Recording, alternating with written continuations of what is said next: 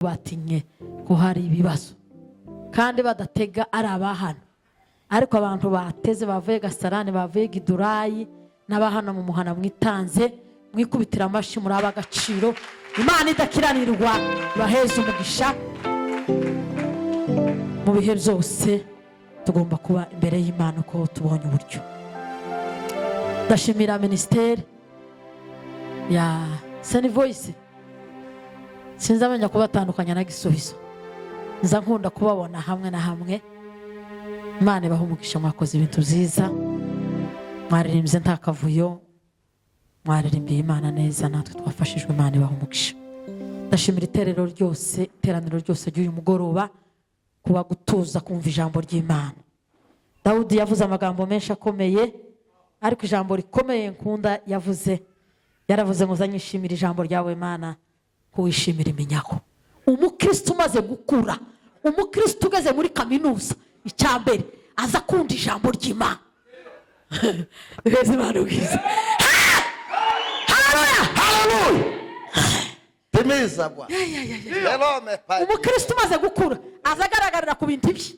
Icyambere aza yubaha ijambo ry'Imana akaritegera, ukazibona karamera nk'umuntu ufite amerwe yo kurya. Abandi bakinanura, abandi bakaja kuri WhatsApp babebe, nibo baba kuri WhatsApp.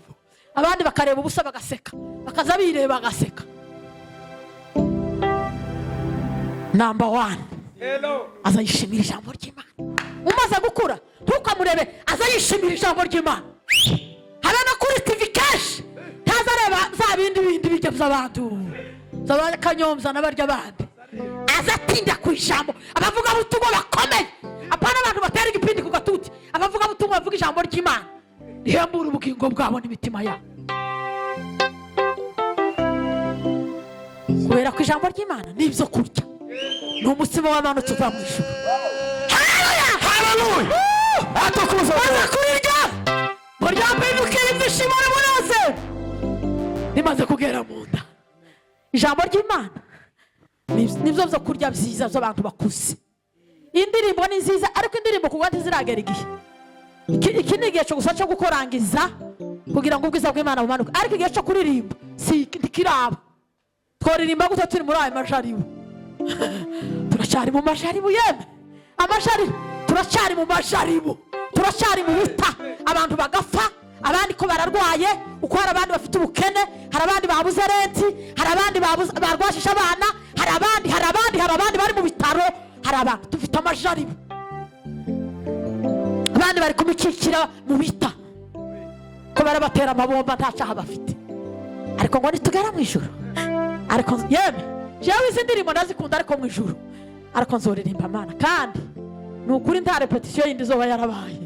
Nico kiza kinezeza ukungira indirimbo mu mutima, iyo ndije nyine zanyama ngira ngo nyashoboye, kubera umunezero wo kuririmbira Imana. Igihe nikigera tuzoririmba Mana we, kandi gituma tuzoririmba ngo nukubera ko tuzatwaranesheje ibintu bitatu.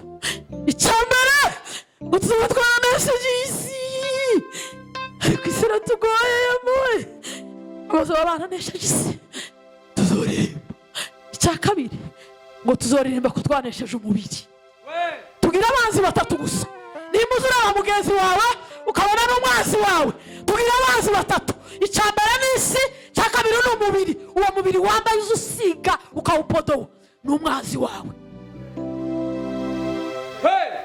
Icya gatatu kizotuma turirimba ngo nuko tuzoba tunesheje Satani nyarukumpe.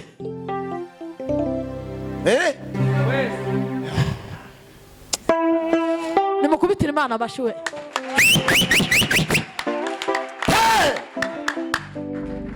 Haleluya, haleluya. Satani abagabo bazonesha Satani, abakobwa bazonesha Satani. Tuzoririmba. Igitabo cy'umugenzi kiza kivuga ngo umunsi mukristo atora urugendo, amaze banyamushiga nino na bamagambo basigaye iri inyuma, ngo yahuye na Apoloni mwenyewe. Apoloni ngo atanga amababa, aramubwira se ugivuye mu bwami bwa ugiye he? Aramubwira ngo nyumvishije ijwi ku Isirayeli burimbuke, mvuye muri iki gihugu kirimbukira ngiye mu rurembo Siyoni. Niki wagaye? Hari umuntu utarabona icyo yogayeho Satani n'amanyanga igira, ariko igira amanyanga ba.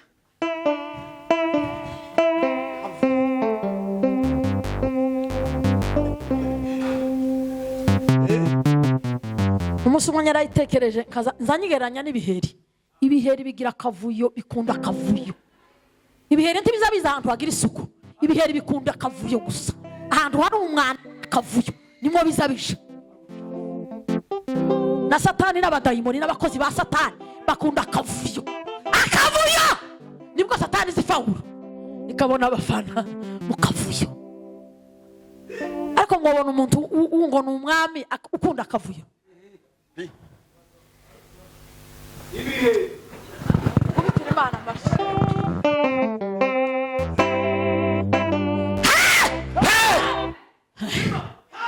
Warutoye ne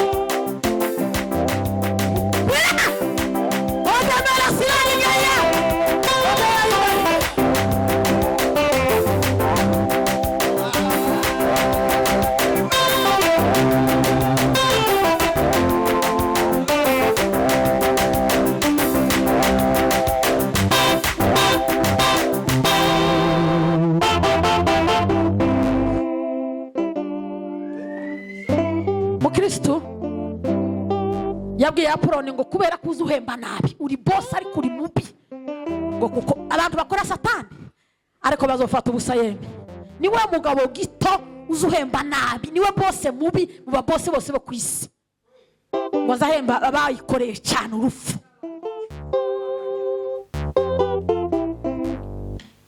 Abazaba banesheje isi n'umubiri na Satani tuzoririmba. Tuzaririmba urufaya, tuzaririmba urufaya, kandi buri muntu wese azaba yifatiye senti original, apana zino za hano, senti original.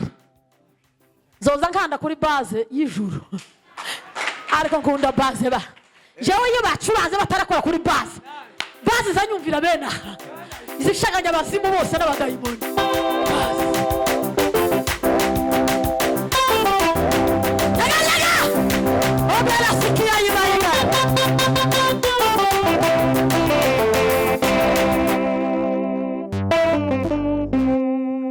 Tuzoririmba tudafite aya maso aya, tuzoririmba tudafite aya maguru n'uyu mubiri, nibi bitekerezo n'izi shuguri n'aya ma stress. Tuzoririmba nta ma stress kandi takubzigana kuzoba mu ijuru.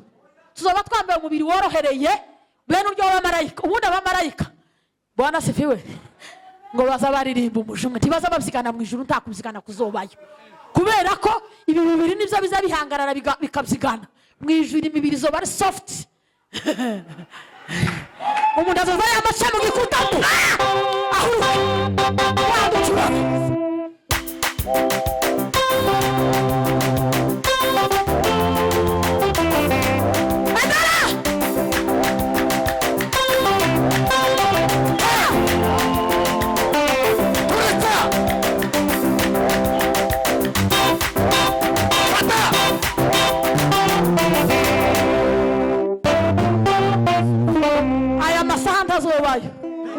tuzoririmba nta masaha. Ako yembe naimba kidogo hapa duniani lakini mbinguni nitaendelea. Ngo bwije ngo abantu barajagaraye oya kandi nta mataraya, amatara n'umwana w'intama. Aya marange aya mabara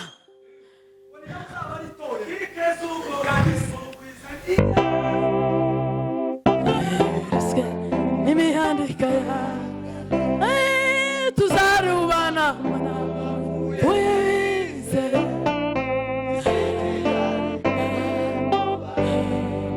abantu batakuzi batanakubaha tani zinugira yewe ikizokubwira ko umukozi w'Imana uzumva kubaho kw'Imana, kubaho kw'Imana muri wewe. Nimogopena Yesu ni ngome yangu, kimbilio langu. Yesu ni ngome yangu, kimbilio langu. Nimogope nani? Nimogope nani?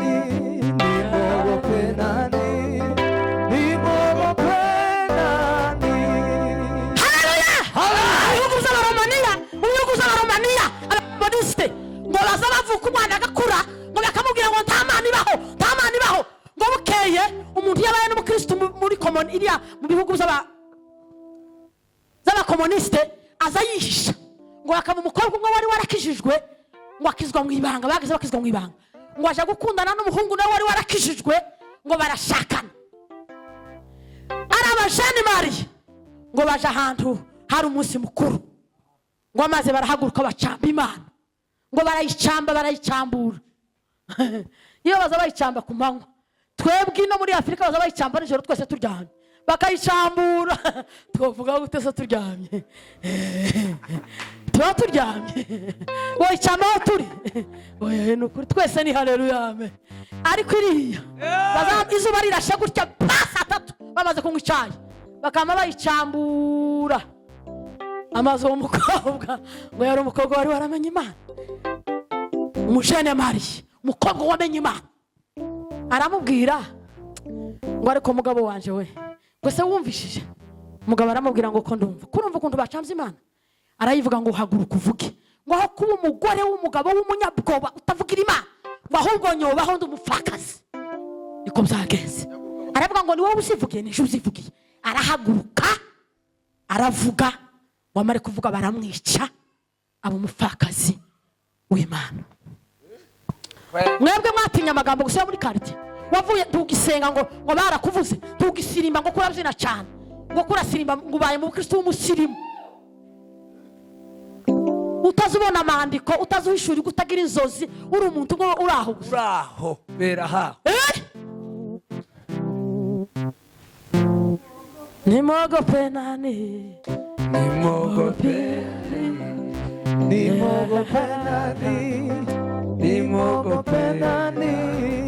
nimogope nani. Abakristo benshi barananiwe, bararuha biyunga n'abanyarugomo, bararuha baragenda bararenguka, bagenda mu rugomo rw'isi. Kubera iki? Batinye kugendana n'abakristo. Uko ari abantu bamwe batobogira isoni zo kujana naje kubera ko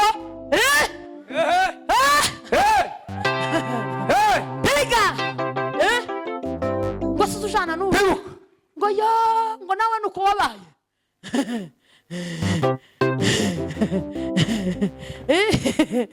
Ngo suzujana n'uriya akuri mu kujana n'indaya, kuri mu kujana n'abanyabapepo, bari inshuti zawe muzamusangira icyayi kibigirwamana n'inyama ziterekerejwe. Abanyarwanda baza baca umugani mwiza cyane ngo nyereke inshuti yawe menye uburiwe. Hari umuntu wagira inshuti y'umubandi atari umubandi, biza birangira nawe ubaye akabandi. Kwezi Imana icyubahiro mu izina rya Yesu. Uzabumva kubaho kw'Imana. Nimba uzabumva kubaho kw'Imana muri wewe, itara ritarazimye, umwuka w'Imana aza kuganiriza akakwigisha, ukaza wumva Imana. Imana izivibura, Imana izivibura. Habe nubwo turyama mu bitotsi bya saa 8, Imana izivibura. Ikintu kiza kimbuza amahoro mu buzima bwanje, mu buzima kumva mbuza amahoro, nzambura amahoro iyo mazi icyumweru kamara iminsi 3, kumva nta mwangaza w'umwuka uri mu buzima bwanje, mu mutwe cyangwa mu mutima. Asuko ko murabyumva? Nimba noneho hari igishinwa, nimba ari ikigiriki, nimwakubitira Imana amashi basi. Kirango umuntu kwakorera Imana neza, tukabaza abahanuzi, tukabaza n'abandi, uzawumva kubaho kw'Imana muri wewe. Iyo kubaho kw'Imana kuriho muri wewe, habe nubwo inyanja n'imisozi bizohaguruka, uzotsinda urugamba. Haleluya! Habe nubwo majorite Imana tuzikora muri majorite irihagije, ni umwami w'abami. Iyo ngo igiye kwirahira, abagabo biwacu bazabirahira ngo yampaye inka, ababahaye inka abahanyi babo. Iyo siko igiye kwirahira, zayerahira kwera kwayo ngo n'imbaraga zayo no gukiranuka kwayo, kuboko kwayo kw'iburyo tizifashwe. Imana iyo byayicikanywe ikavuga ngo birarangiye, iyi zifaburika ibintu bisha. Iyo zashize kakuya tuvuga ngo birarangiye, izaya bisha tizizana utuntu dushaje, izirama ubuka bw'ikana y'Igalilaya baravuze ngo vini irarangiye. Bama ngo nimushira amazi mu ntango, ngo buzuza ibibindi amazi, arabihudumiye abagabo b'abanebwe bari batashe ubukwe bw'Ikana y'i Galilaya ngo basome gutya bamatangira gutonganya protokolo ngo se iya mbere ko mwazanye ibijavu none tukaba twahaza. Yesu yari yayiremye bishasha azarema bishasha. Nimba izo wari wiringiye ibyo uhaza amaso byararangiye, witegure ko imbaraga z'Imana nimba kubaho kw'Imana kuri muri wewe uzobona bishasha. Imana izirema abantu baryamye bigakora. Bwana asifiwe. Amen. Imana yabwiye Elisa iramubwira ngo kubera irembo ry'Isamariya batangiye kurya abana kandi bakaba bacize intege kuri ya rwego, mugende ubabwire ngo ejo mu gitondo Isamariya ejo Imana n'ejo iyo kwiterangeje abundi n'ejo tomorrow Satani nazoza gukaza kagukaza uzibwira ngo tomorrow Imana yatabaye Isamariya yo gutabara. Imana yatabaye hallelujah yo gutabara. Sakuba gusa waya wumva mu mutima hari ikintu gihari. Imitima yashi yabaye ibiporoporo, abandi yabayemwe ibindi bintu. Banza unyegageze igituza no mutima wumva harimo iki. Bamwe harimo amabuye, abandi harimo inyoni, abandi barimo imbwebwe, abandi barimo udusheri. Duheze tugira gutya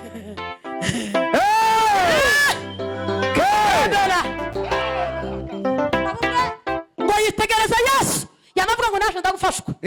Dore ko bagashuye baza bagira mu vy'Imana ngo ndafashwe. Urafashwe. Yesu aramwitegereza kuko ngo atazayumva ivyahana. Ufashwe ute? Ati ndagukurikira nikubonye. Ngo amwitegereze gutya muri jumeri y'amaso yayo aravuga ngo inyoni zifite ibyare muri wewe, inguzu ko ndabonamo imyobo y'imbwebwe, ngo ariko nta hantu ubona muti birambika umusaya abafashe zero. Ubundi ngo atere intambwe zinga ngo naje ndafashwe niki, ngo naje ndagukurikira, ngo genda ugurisha ibintu ufite ufasha abakene, ngo yamahonga mu maso. Niko Bibiliya yari zivuga ngo ahonga mu maso yamakanyarasa. Kumbe nibi gukurikira Yesu ntabwo ari ibintu nimba ntabyo wasize ntaho uragera uracari ku nkombe kurakina kurataka. Hari imicozo twageze dukina yo gutaka amabuye n'ibisoro. Abantu benshi bari muri game mu ikanisa. Imana yibarebye intumwa n'abahanuzi baryamye bamwe bemeye guca amajosi kubera gukunda Imana, abandi bataye igoza. Wewe wasize iki?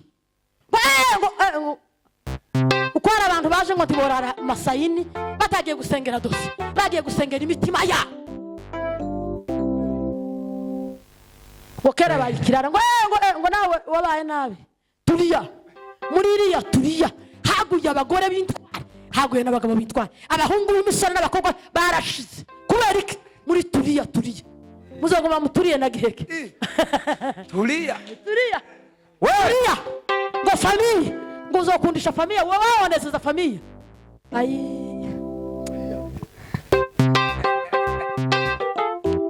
Kizokubwira kuhakorera Imana neza nta kindi kintu nta ushuhuda ziraba iz'abantu zose hazinabesha nta ushuhuda uwepa wa Mungu. Baza mugenzi wawe ngo sizomba kubaho kw'Imana muri wowe nimba uzi byumva uri umukozi w'Imana ntugira ubwoba Satani ntaguca intege kubaho kw'Imana. Cya kabiri haleluya yumva muri we atuzuye. Nishake ndekera ayo ngayo yumva muri we atuzuye, ahorana inyota yo gusenga, ahorana inyota yo gusoma Bibiliya. Bamwe Bibiliya zabo zarashize azagira amasakosha abiri y'amahuzo ntagira Bibiliya, abandi baza bayitora n'iyinga ngo mpeza nyitwaza. Umwe yarambwiye ngo nimuheze yitwaza, ndamubwira ngo nta Bibiliya yo kwitwaza agira. Si tutema kugwa genda nimba nta Bibiliya ugira akasoma Yesu.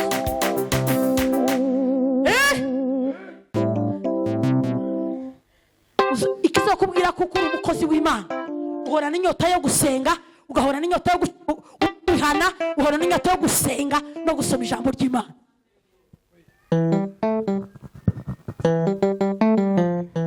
WhatsApp azaja kuri WhatsApp yicura akayirana yicura WhatsApp intambara yabaye. Nico gitabo ngo babaye za Ujeremani na za BBC ngo intambara yabaye ngo intambara yabaye azamenya amakuru ntagira umwanya kuyisengera. Intambara yabaye babaye abanyamakuru badahembwa kandi bakabesha ibintu batabayemo. bahora n'inyota kugira yo gusenga no gusoma ijambo ry'Imana. uco gihe uzumve ko ukuraho ukorera Imana. Bahorana inyota yo kurepeta, ntibaza bakereho amatere. Bariya abantu bose baza basiba n'iyinga ni abantu bari kure n'Imana, muzogende mu basezerere. Umuntu uzuryama n'iyinga atarwaye atwarwajije akamaga umuyo. Abandi bazabaza bikurura saa 4, amaterandira aravuga ngo saa 3. Abandi bahorana inyota yo kumva Imana. Haleluya, haleluya. Amateraniro ya 4 tumuzamugira ngo kane kaze ngomba kaba 4. Reka muzoza munezerwa iminezero itandukanye. Iyo wegereye Imana ku wa mbere, ku wa kabiri uzuyegera mu ijambo, wafukama wasenga ukayumva ubundi buryo. Abantu benshi baheze ku nkombe bananirwa gukura kubera ko inyota yarashize. Babaye abanyedini nibo bari abahe bagenda bavuga ngo abantu ngo ibyaha byararangiye, bongo mutupu, ngo ibyaha byararangiye. Bibiri igira isoni se? Mu bintu bitagira isoni ni Bibiliya. Izivuga ikintu ko kiri. Iba yaramwe itanga itangazo ngo ibyaha mugende mwisubirireyo mukore kera byararangiye. Ariko abantu basubiyeyo rwihishwa arimo kubwira abantu ngo byararangiye. Ikizo kubwira ko wakorera Imana neza, uhora n'inyota yo gusenga no kwihana no gusoma ijambo ry'Imana. Cya gatatu, baba mu buzima bwo gutinya icyaha.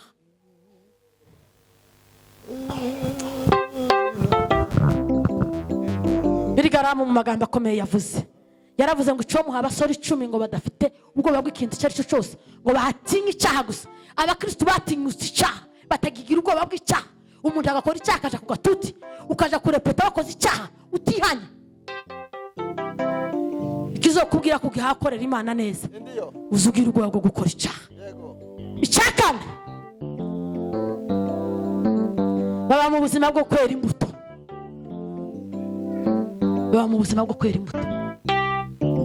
Yesu yabwiye abigishwa be ngo ikizobabwira ko itandukaniro ry'abisi n'abanje ngo muzobamenyera kuki ku mbuto. Imbuto. Umukristo wese ugeze mu rugero rwiza icambere ni ibintu bitatu. Icambere azayishimira ijambo ry'Imana, akaryumva atari gupfa kuryumva gusa ngo rihurukira, afite intego yo kugira ngo bumuhindure. Abafarisayo bazabumva ngo bakosore, abandi bagire kritike, ariko kumva kugira ngo uhinduke. Icyakabiri, bahorana ibyishimo mu gihe cy'intambara no mu bibazo. Abakristo nibo bonyine bazabishimira no mu byago no mu makuba. Niko umukristo ukura jamera azayishima mu bihe byose. Icyanyuma,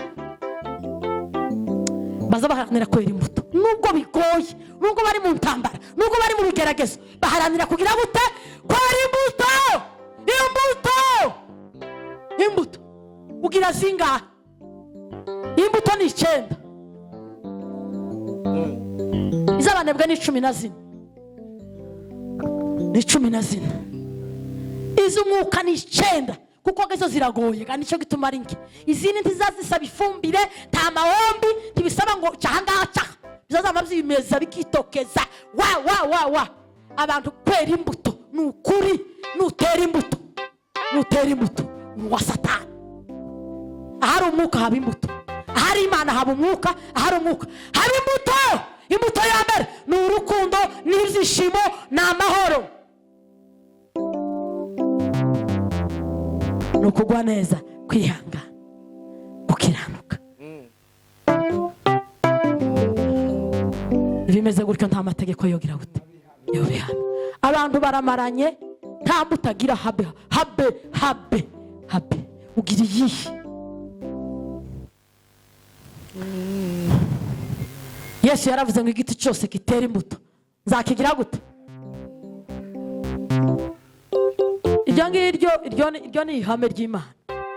Nimba nta mbuto ugira, umusumeni uri iruhande rwawe uratyajije kera.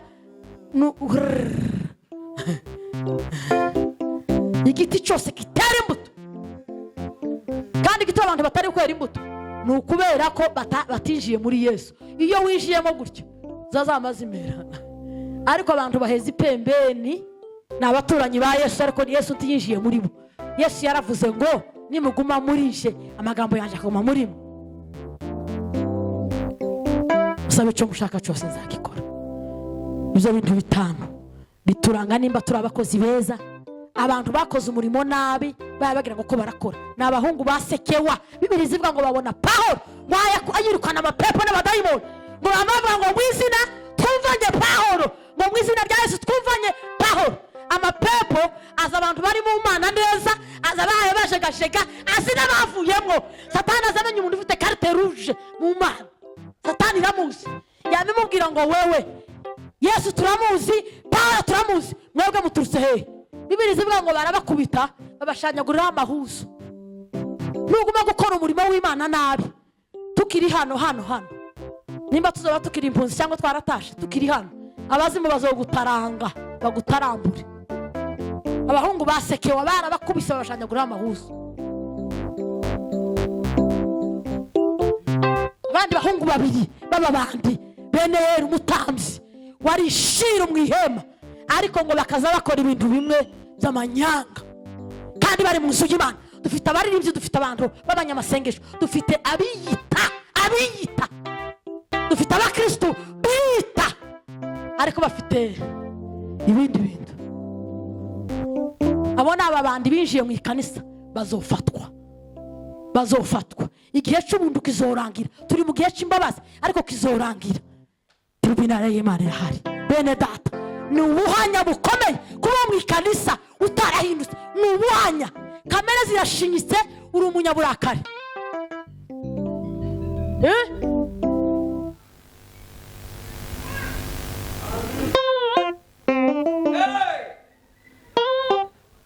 Kurumva gute? Kurakora umurimo w'Imana neza. Ukurumva.